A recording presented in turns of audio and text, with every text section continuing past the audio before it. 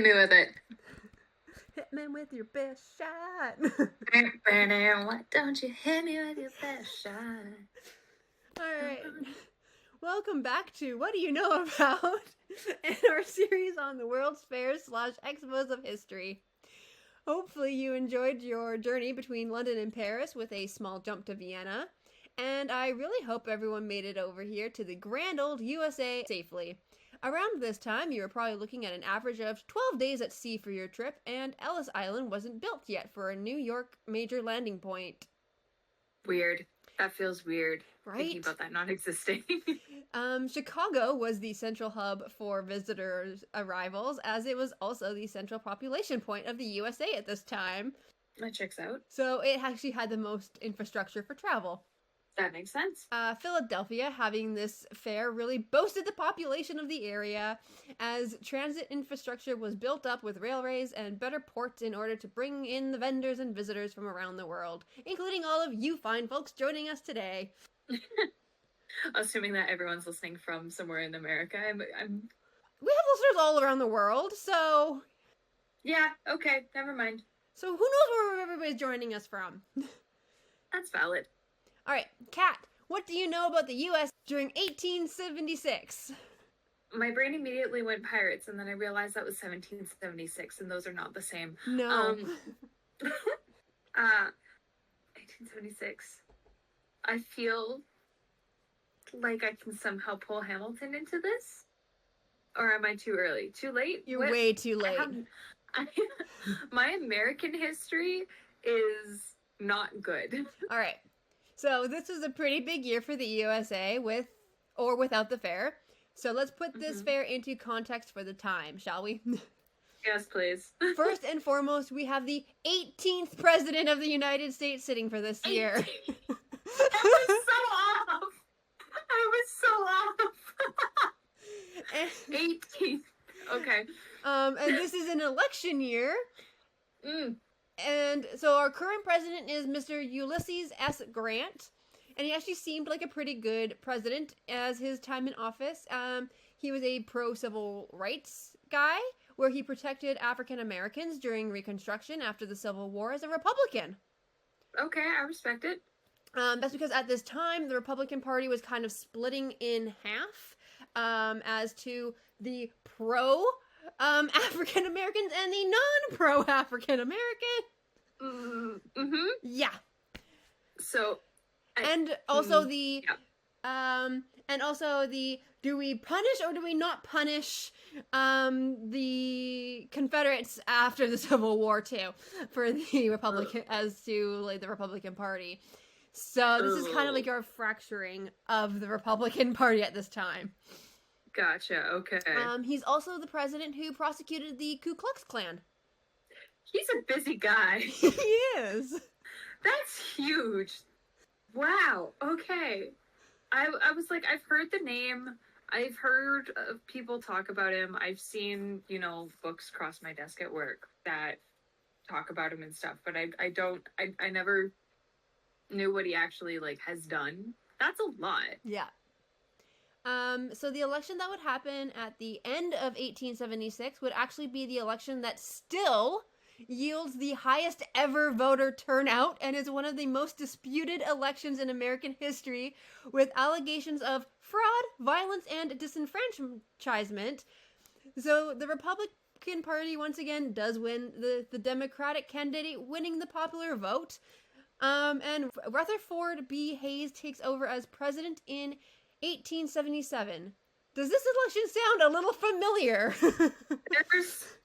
History is literally just repeating itself. Except always. For the idea of elections yielding higher voter turnout, but still. Yeah. Is it still? So they still haven't beat that record? We have not, America, the U.S. has not beaten this record. Is that a percentage or a population? I have to know. I think it's the percentage. Percentage. Okay, percentage makes sense, because I was gonna say there's so many more people living. I think it was 80. I think it was 80-something% of Americans turned out. Damn. Okay. In other American news that year, the Dewey Decimal System is officially published. Alexander Graham Bell patents and tests the first ever telephone. Edison patents the mimeograph, which is a type of photocopier. The American Library Association is established. The Brooklyn Theater fire kills 300 people. The first cremation takes place. Heinz ketchup is first put on the market. Budweiser beer is first put on the market. And Coney Island gets its first carousel. Busy year. And there's a couple of things on that list, like the Dewey Decimal System and the ALA, that I feel like I should have known was sometime around that time. I mean, it's not like most people know when they were. Hardly anybody actually understands the Dewey Decimal System anymore. I work in the library, though. You do, but not many people know. Like, that's what I'm saying. Like, not many people know the Dewey Decimal System in general. So why would you know when it was established? I use the Dewey. I use knowing the Dewey Decimal System and like having it more or less memorized as a party trick. I have fun. I'm a huge fucking nerd. I don't know what to tell you guys. I don't know what you expected. I mean, look at the podcast we're running. Of course, we're nerds. We're doing a whole series on the world's fairs. This is true. This is valid. Anyway, let's continue talking about that instead. All right. So 1876 takes place during 3 major classified historical eras. Okay, yeah. So the Reconstruction era, as I mentioned. The Gilded Era, which was happening across the world, as we've seen in like our historical novels and TV shows. Oh, I know about that one. From what's her name? The gorgeous woman who married Ryan Reynolds. Blake Lively. Blake Lively. Her dress at the gala. Yeah. Yeah. And I know about the Gilded Era. One of the many depressions of history that we did start to talk about last episode with Vienna's World Fair, which started this depression. Yeah, that happened, didn't it? Yep. So the Philadelphia World Fair was basically the USA's party to celebrate the end of their Reconstruction era, as they figured that they had finished rebuilding the country after the Civil War.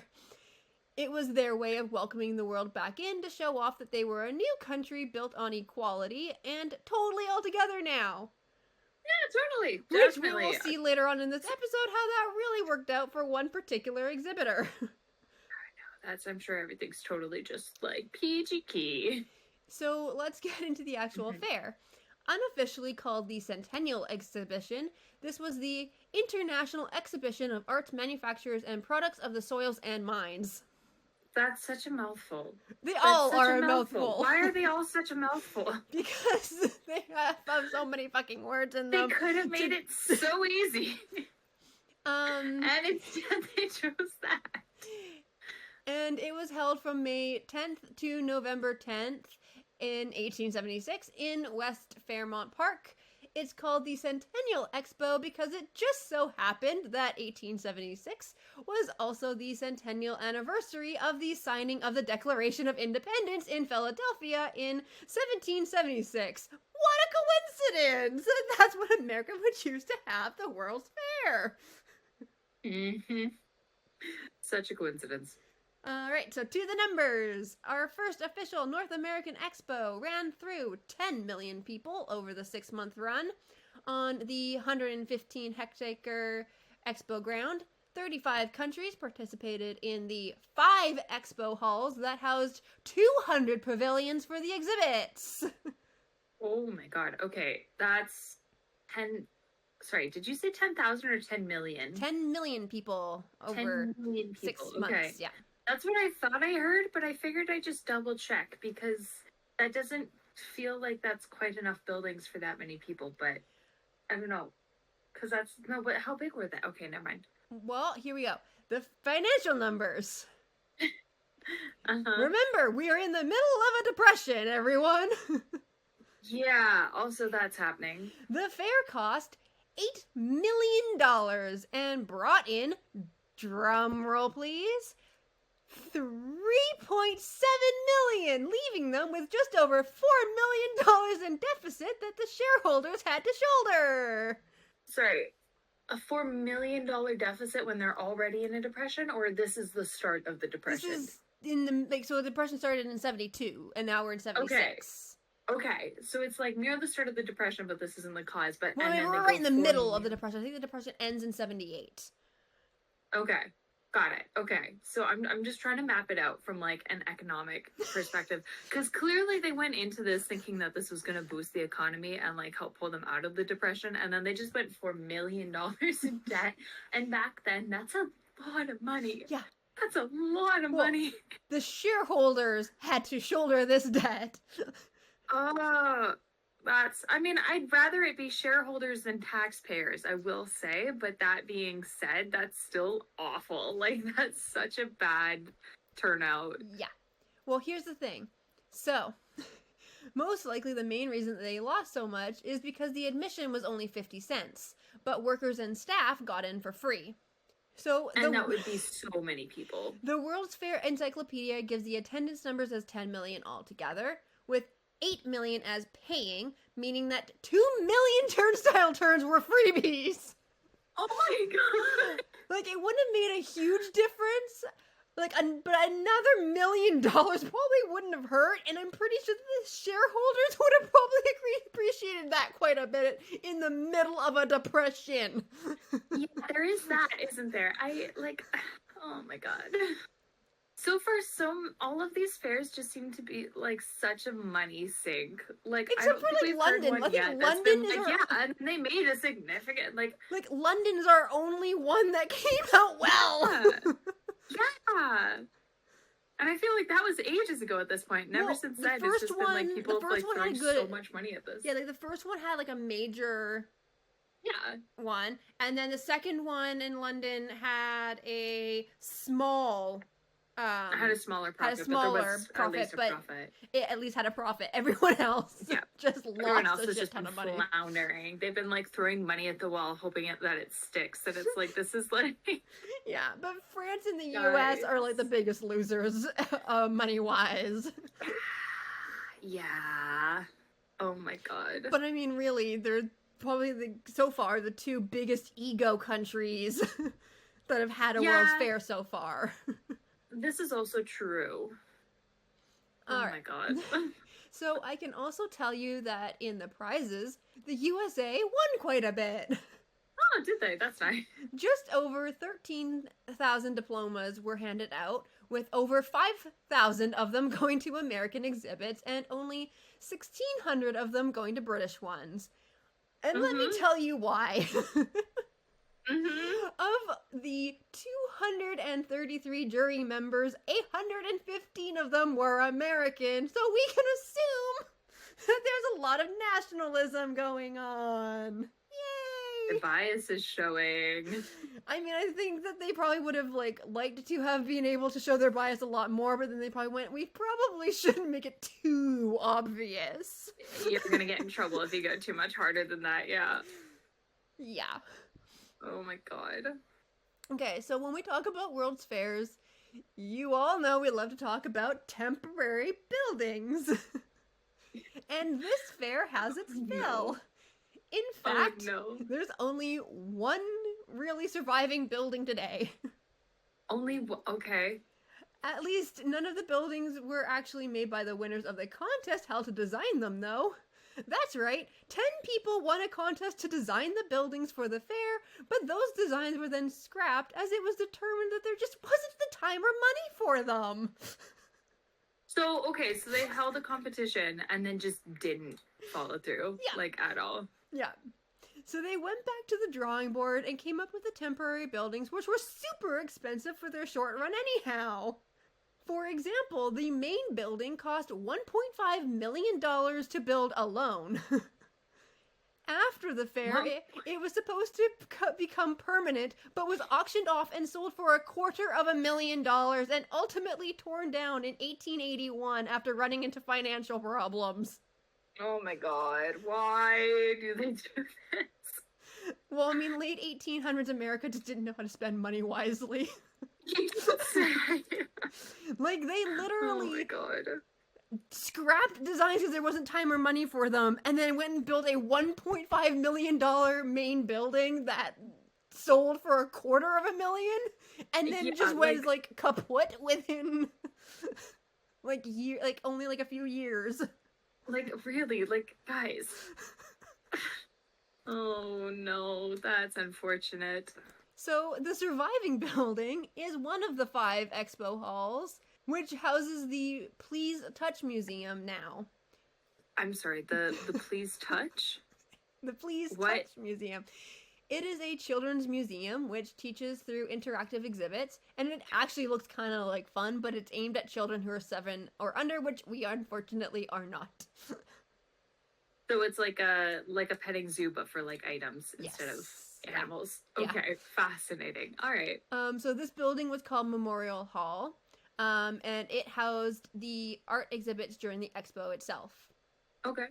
Even though it was one of like 200 buildings on site built for the expo, it stands strong and is now a historic landmark. Cool. 200, you ask? Yep. The committee literally built temporary hotels and a temporary hospital for the fair, which were promptly taken down after the fair's closure. Why? And also had Just another keep demise, them- which we'll talk about later. Even though there was a heat wave during the fair, the hospital was not used for any major health crises as expected. So okay. All right. I mean, it's better to have it and be prepared and not need it than not have it and then have, a few thousand people suffering from heat stroke because you put them in a freaking greenhouse, for example. Although one of the buildings was literally designed as a greenhouse to mimic the London Crystal Palace. Did they not freaking learn the first time? And then they had a massive heat wave for 3 out of the 6 months. I'm in physical pain. Why? Just why? Did they at least have better ventilation this time? I think so, that yes, people weren't because just nobody, dropping like flies? as I said, nobody had needed the hospital for a major health crisis. Humans are stupid. Why do we do this? Why do we do this every time?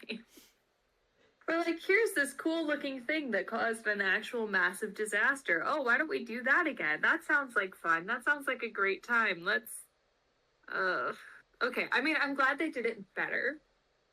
And no one got hurt this time. So, clearly we learned something. Remember, we don't know if anybody got hurt in the actual greenhouse because there's no record of it. We're only assuming that that people probably were fainting and stuff in the greenhouse. Yeah. Okay. All right. I'll accept it. However, we can talk about at least 8 deaths that happened attributed to this fair. Yay, America! Why? Okay. So what happened? Sorry, they're currently in the lead for the deadliest World Fair. Yay! Good for them. I'm so glad. That's totally a record that anybody would want. I'm losing my mind. Okay. What is interesting is that all 8 of the deaths that I am talking about were guards who were hired to work the fair in the 6 temporary police buildings around the that were built around the grounds. So what happened? Was it the uniforms during the heat? No, because you said no one got that medical, but they're not guests, so do they not so what happened? So 500 men were hired from soldiers to locals, including someone named Frank Geyer, who we will be talking about a little bit more in about 5 episodes, so stay tuned on him. These guards would watch on the exhibits, return lost children to their parents, and then run the lost and found, which had the weirdest items such as false teeth and front hair pieces. Honestly, that kind of checks out. Yeah. I'm not gonna lie. One of the police stations was actually 2 stories, as it also housed a courtroom and magistrate office for prisoner hearings on site. However, it wasn't anything suspicious or malicious that killed these 8 officers. Instead, it was the cramped quarters that they were forced to live in on site which killed them. I wondered. I was hoping that the fair wouldn't be at fault and that it would be some freak accident or some lunatic going around killing people, but no, it's just mishandling staff. That's great. So 6 officers died of typhoid fever, 1 of smallpox, and the last one of a natural heart condition. that was basically like hurried along by his Like conditions. aggravated by Yeah. the thing. Yeah, okay, I get it. I all gotcha, I 8 gotcha. deaths occurred during the 6-month run of the fair. Great. Okay. Hmm. So they. So I have questions. But let's Yeah. remove ourselves from the affairs of men, and let's go to one of the most impressive of the buildings and start our exhibit tour in there at the same time. Okay. First for the World's Fairs, Philadelphia had a women's pavilion that was a building dedicated solely to the work of women. Okay. So last episode we talked about Vienna's exhibit on women, but that was just inside with like the other exhibits and not in a building dedicated directly to itself. Mm-hmm. Now this building was also fundraised for by the people that it showcased. Of course, it was not commissioned because America wanted to show off women, but because they wanted to sell the fair and increase interest in stock for the fair in order to pay for it. Yeah, that checks out. But Elizabeth Duane Gillespie, the president of the Women's Centennial Committee and a great granddaughter of Benjamin Franklin, went and got over 82,000 signatures in 2 days in order to raise money for the pavilion. In 4 months, the Committee of Women raised all $70,000 needed for the building, including forcing Congress to give them a grant towards it. Aw, cool. Okay. The pavilion was a hit and honestly a gorgeous building compared to some of the others in my opinion, including the ones that cost 1.5 million friggin' dollars. Inside, over 80 inventions for the home and workplace that were women patented were showcased. These included a Reliant stove, attachments for sewing machines, new forms of dishwashers, and a heating iron with a detachable handle. Cool. But it wasn't just the domestic life that the women's pavilion endorsed. Much of the building was dedicated to looking at how women could be beneficial to the community and society through the workforce with wood carving and other arts, as well as through more educational means like literature, philosophy, and the sciences. Cool. There is only one surviving photo of the inside of the women's pavilion, which I will be putting on our Instagram for everybody to see, of course. So, a trend that we really see fully detailed with the North American World Fairs are the many buildings that were temporarily built to showcase each country. Mm-hmm. The other fairs had like mini sections for the various countries, but not to the scale that North American fairs seem to have according to the details. In fact, even just the USA had a shit ton of these, as 26 of the 37 states constructed houses to show off various exhibits of their own. But why not just like, because like the one that they built was already so expensive. Why make more? Well, technically 3 of these houses still stand, but I'm not counting them in the structures built for the expo because they were state personally built and not part of like the overall expo budget. Okay, so each state put in money towards a fucking house, like whole house being built. Yeah. And like when I say house, I mean like a little house. Yeah. Like, oh my god. Like it actually looks like somebody could go live in this home that they built for. That's the most like it's just people always just doing the most. I don't know. Yeah. So the Ohio House is still on the expo grounds today, and it has been a cafe, event space, and offices since becoming a historical building. The Maryland House was moved to Baltimore, while the Missouri House was moved to New Jersey. Okay. As I'm like, none of these states correlate with where they ended up. They didn't, they didn't really plan this out very well, did they? Did they look and go, oh, I actually prefer the look of this house better. I would like to have this house, please. Like what? Yeah. Okay. Okay. It does not make any sense. Yeah, no, my American geography is also my American geography is also shaky, so it took me a second to realize that those states did not correlate with where those houses Missouri and New Jersey are not near each other. They're not the same. They're not. Yeah, that's why just why? This sounds like a nightmare. So As I said The whole earlier, engineering nightmare.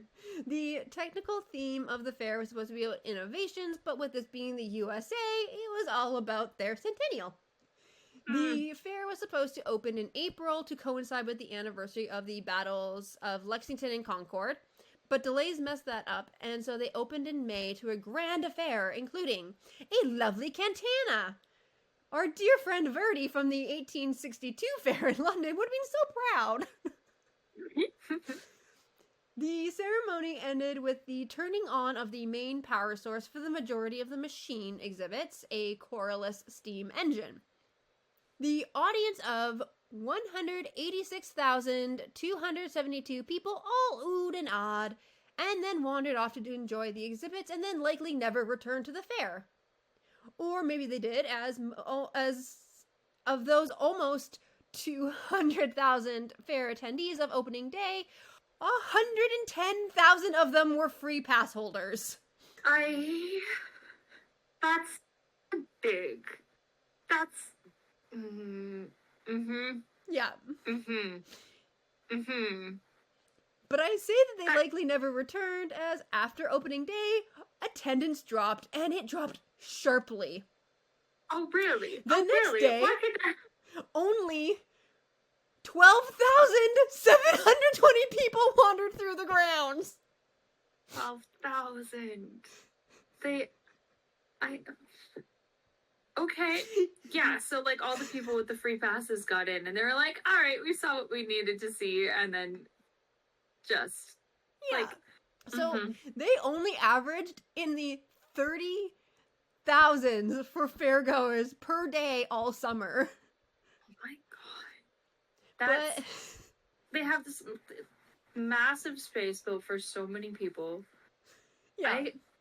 Honestly, I'm not gonna lie, my kind of fair, not having to deal with the crowds, you'd have like no lineups. I'd be like, especially if I was staff and I was getting in for free, I'd come back. I'd do it again. Just for the kicks, you know? Well, I mean, if you're free, you're just like, woohoo! Yeah, Nobody's exactly. here. I can Like, just what a wander. way to kill a weekend. You've got all this space. You don't have to deal with any lines because there's no one else there. Like, well, and if like some of like the foods and stuff are free, like yeah, you're just snacking your way through. yeah, that sounds like a great time.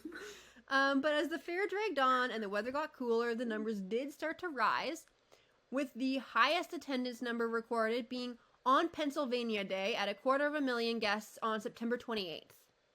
Okay. So the events of the expo that day included speeches and fireworks. So kind of think of it as like 4th of July and Canada Day celebrations, but like nestled into a World's Fair. Okay. The people visiting from other countries must have had like a shock if they attended on that day. Yeah. It's like this is kind of like a... Because my question is, how many of those people were actually there for the fair?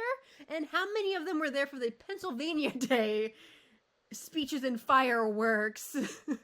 Yeah, this is fair. Just knowing American culture. Okay. So I did give you all some spoilers earlier in the episode as to some of the exhibits that were featured here at the fair. Can you remember any of them, Kat? No. I mean, besides the giant glass monstrosity that for some reason we keep insisting on throwing into all these fairs. All right. So yes, we had the first ever telephone prototype set up on either end of the machinery hall for guests to call one another on. Right, yes. You also had an electric pen to duplicate writings and drawings, also by our dear Fred Endison, who was showcasing his automatic telegraph system. Right. Typewriters were on display in their varying forms and innovations. Mm-hmm. Air-powered mechanical calculators, a slice of the cable that was to be used in the building of the Brooklyn Bridge, the electric dynamo, which was the precursor to the electric light bulb, and then we can't forget our foods that were displayed and enjoyed for the first time ever. Yeah. So, folks, step right up and taste some ketchup from Heinz, then step aside and try Heyer's root beer before turning around and watching in delight as these tiny brown kernels suddenly pop into fluffy, gum-poking pieces of popcorn. Aw, popcorn. This is actually the first time that popcorn was ever introduced. Cool. I did not realize that it was like this time frame for popcorn. Yeah, that sounds like it's very recent for popcorn, honestly. It seems like one of those things that we, like, I Had kind of forever? just had assumed has always been around forever, you know? Well, and like to me, I'm like, I didn't think that Heinz ketchup was that past. I figured that Heinz ketchup was like newer. Really? Because they have on all their bottles that they're founded in 18 whatever, Oh, I didn't pay 1870 attention. something. So while you're sipping or nibbling on your newfound treats, perhaps you'd like to wander through and take a look at some more exhibits. Over here, the Germans have brought you a fine array of Krupp guns and cannons to admire.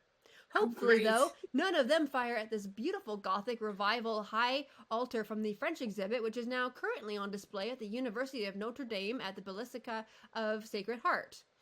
Oh, sick. Cool. From Japan, you can admire the beautiful dwarf trees for the first time outside of the country, Oh, that's neat. or you can head into a Swedish schoolhouse. Okay. Swedish schoolhouse kind of sounds cool.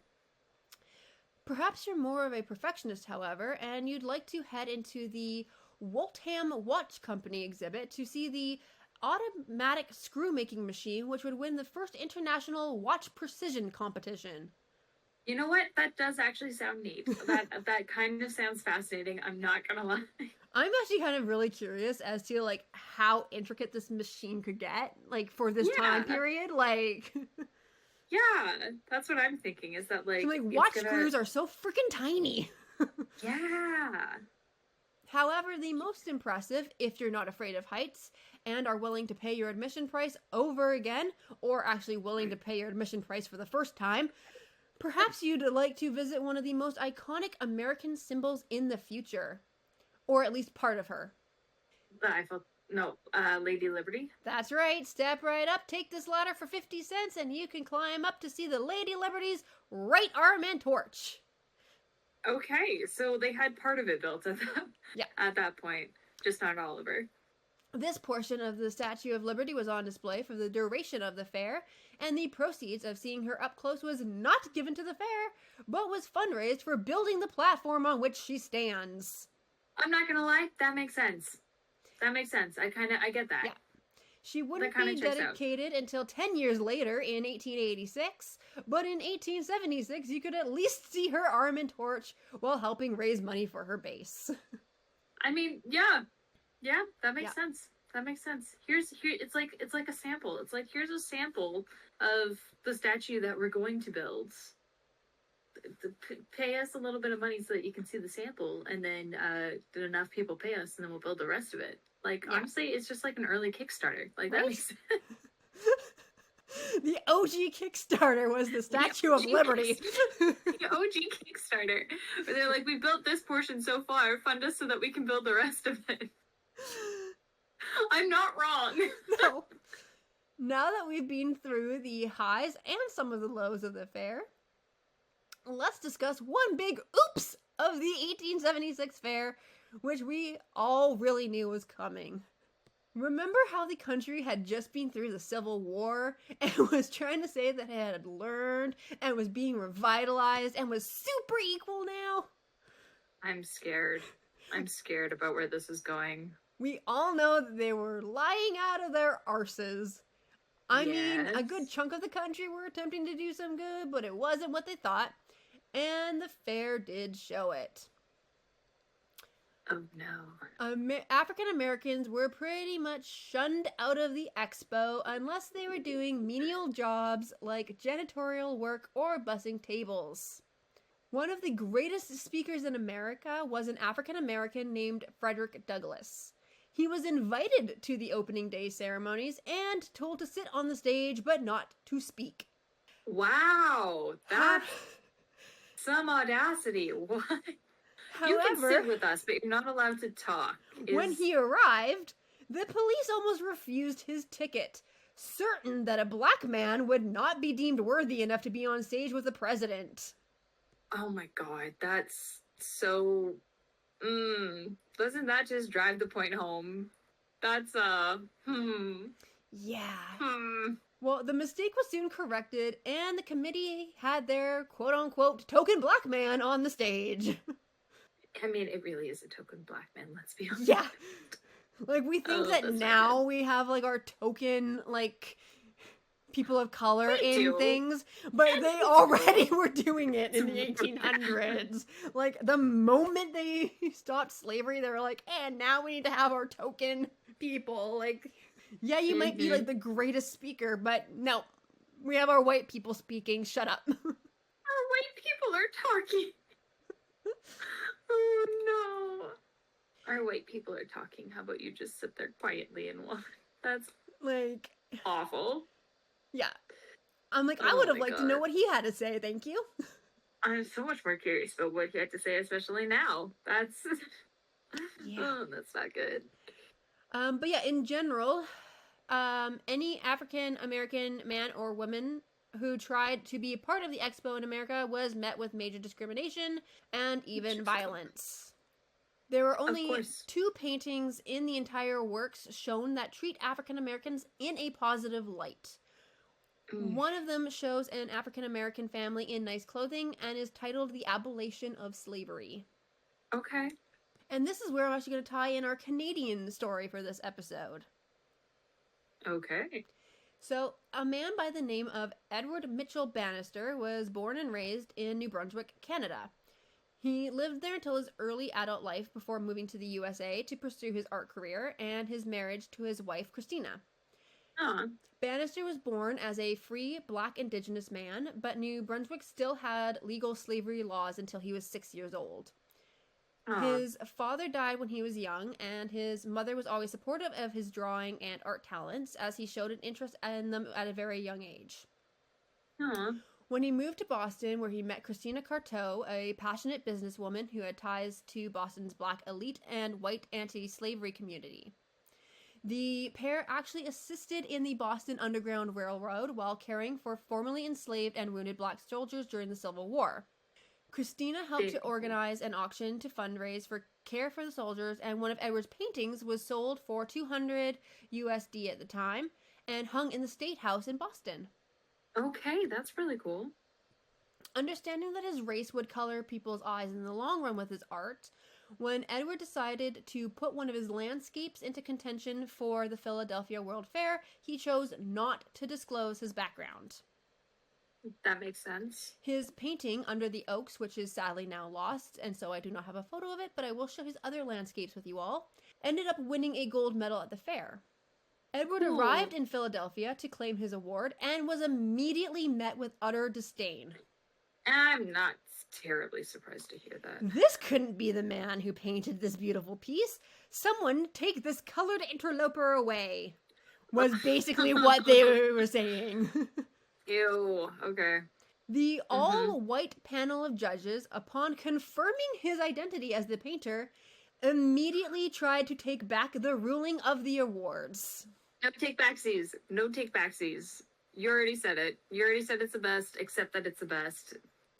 Shut the fuck up. Yeah, they did not agree with that. However, all the other artists protested in favor of Edward, and the judges were forced to stick with their ruling against their will. Good. Because basically every other artist was like, we will then take our names out of contention and basically leave him as the only option for you. Get wrecked. So Edward actually ended up being considered one of the leading painters in his field.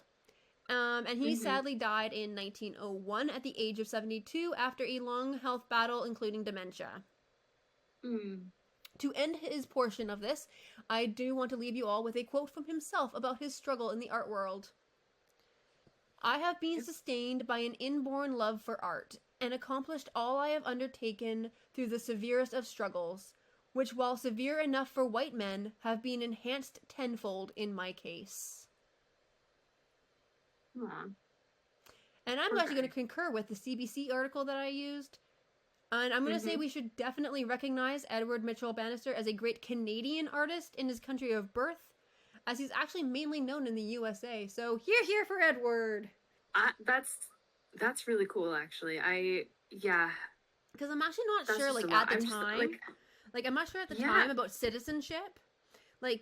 If he would have gotten, U.S. citizenship when he moved and married, or he would have still been technically like a Canadian but living in the U.S. Right? Yeah. Yeah, I'm So not like sure I don't about know that about his either. like citizenship because nothing about him said like his actual citizenship, right? But everything calls him a U.S. artist. Even Mm, that he was because born in Canada because he mainly was known they for his live there work. more. Yeah, Yeah. Like and which makes sense.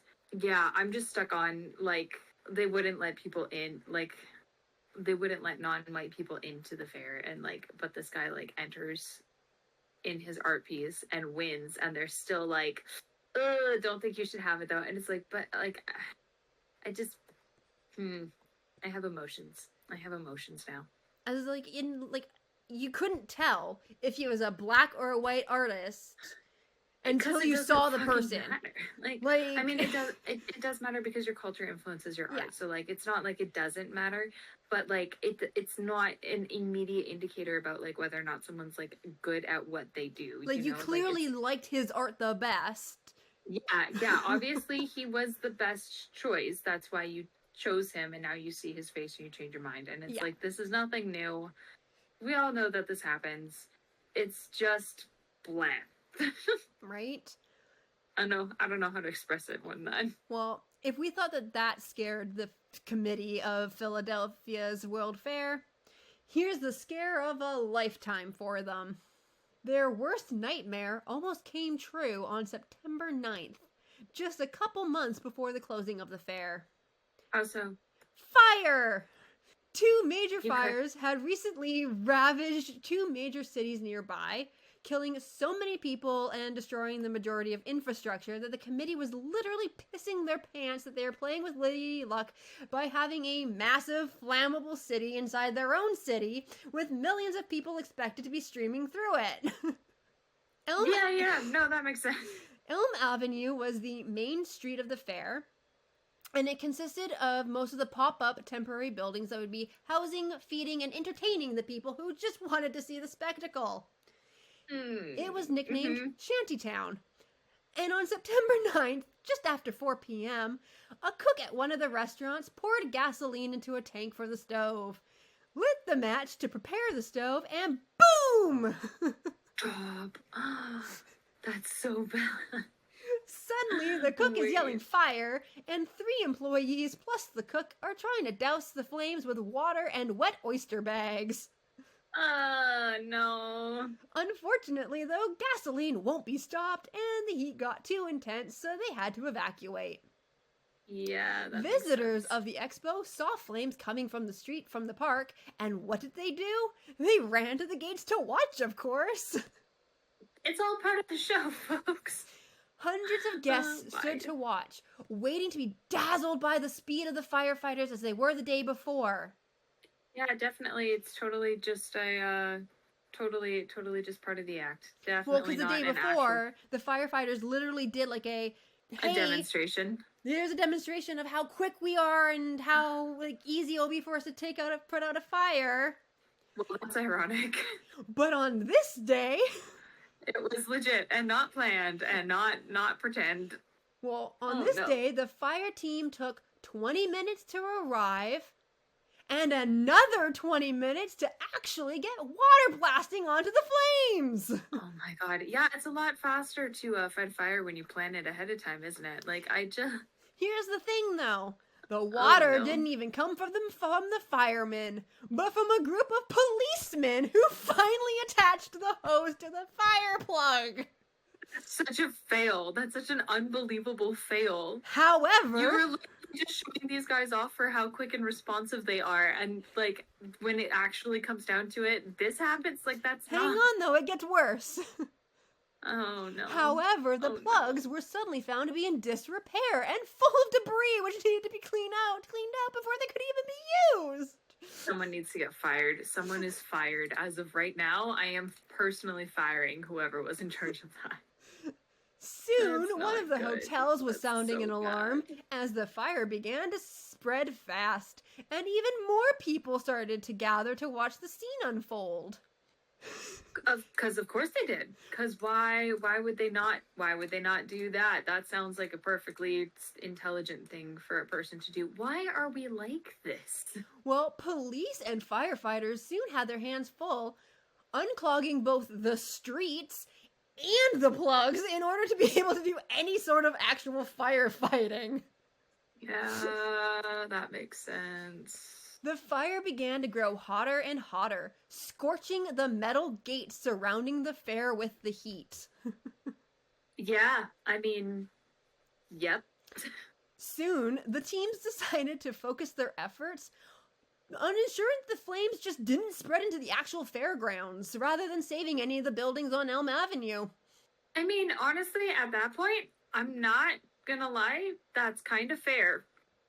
Like, I don't, like, but because then there's, like, actual people's homes, but all that money... No, these were like, all temporary buildings. Oh, these were still temporary ones. These were all temporary buildings and homes. So people literally built homes to house, like, so that they could then rent them out to house people. Okay, so this isn't, like, people's actual homes that they own. Like, this is, like, still just, like, temporary housing. Pretty much. My God. Oh my God. Unless you were like somebody, unless you counted as somebody who was just like, hey, you know what? I've got extra money. I will build a house to then rent out to people who want to come to the fair. Kind of like, you know, like when we have like the P&E at Playland, and people will rent out their parking as like being, like the driveways, like okay, and stuff like that. This would be like people actually like building a house to rent out the house for people to come to this fair. Yep. Yeah. So, of course, nearly every building on Elm Avenue and the two connecting streets were destroyed or badly damaged in the fire before it was ultimately contained. Yes, of course. But the fairgrounds were safe, and that's all the committee and fire rescues really cared about, because that's where the people were going to pay them. Yep. Oh my God. Yeah. Why? Just why? Why? Like, they were scared shitless as this was gonna happen, and then they still fucked it up when it actually happened to them. Like, they seriously could have been way better prepared, because they were literally going, oh my God, this is a very real thing that could happen to us. Right? Like, I don't... Why are we this dumb?